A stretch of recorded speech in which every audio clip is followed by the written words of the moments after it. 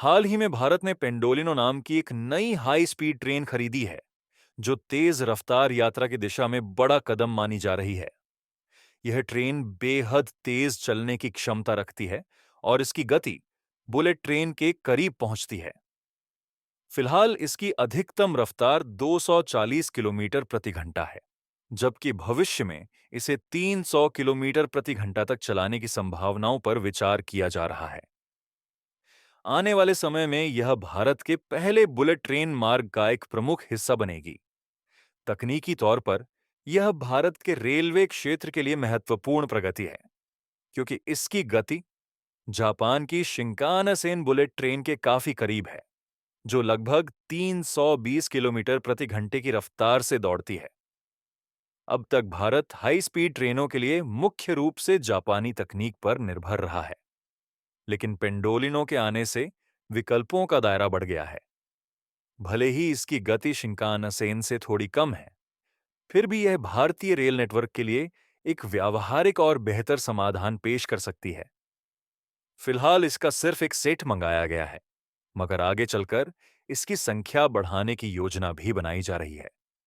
भारत पहले भी कई हाई स्पीड ट्रेनें दूसरे देशों से आयात कर चुका है। अब सरकार आधुनिक मैगलेव ट्रेनों को मुंबई और पुणे जैसे व्यस्त मार्गों पर लाने के विकल्प पर भी विचार कर रही है। मैगलेव तकनीक 600 किलोमीटर प्रति घंटे तक की अविश्वसनीय गति देने में सक्षम होती है। हालांकि इनके संचालन के लिए विशेष तरह के ट्रैक की जरूरत पड़ती है, क्योंकि ये आम रेलवे लाइन पर नहीं चल सकती। इसी के साथ सरकार ने यह भी तय किया है कि आने वाले वर्षों में बुलेट ट्रेनों का निर्माण देश के भीतर ही किया जाएगा। पहले जापान से 18 बुलेट ट्रेनें आयात करने की योजना बनाई गई थी, जिसे अब रद्द कर दिया गया है।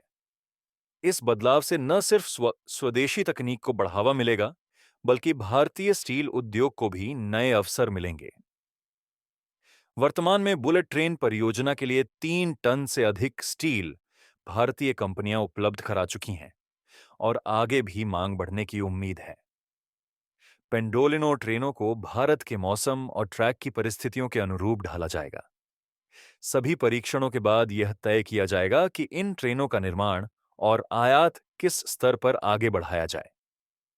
यह परियोजना सिर्फ तेज गति ही नहीं, बल्कि सुरक्षा, आराम और यात्री अनुभव में सुधार करने की दिशा में भी अहम भूमिका निभाएगी।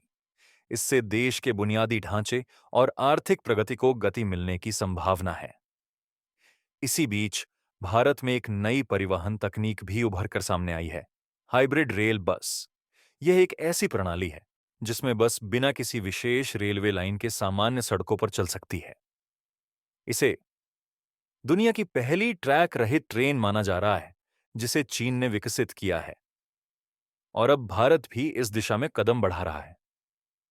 केंद्रीय मंत्री नितिन गडकरी ने सुझाव दिया है कि इस तकनीक को दिल्ली, मुंबई और बेंगलुरु जैसे बड़े महानगरों में लागू किया जा सकता है।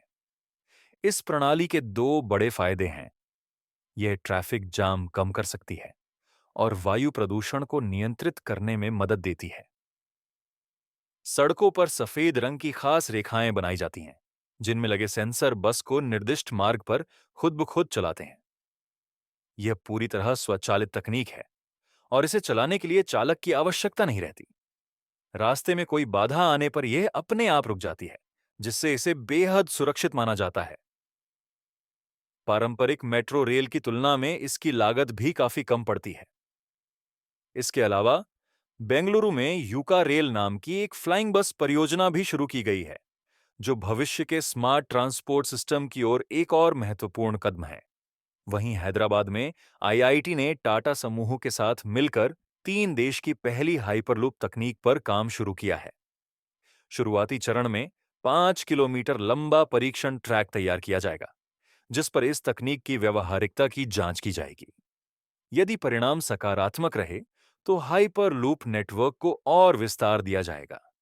आने वाले वर्षों में भारत में कई उन्नत, तेज और स्वचालित परिवहन प्रणालियां देखने को मिल सकती हैं।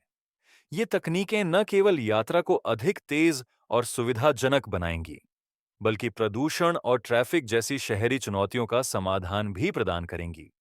साथ ही इनसे देश की अर्थव्यवस्था को मजबूती मिलेगी और पर्यावरण पर भी सकारात्मक असर पड़ेगा।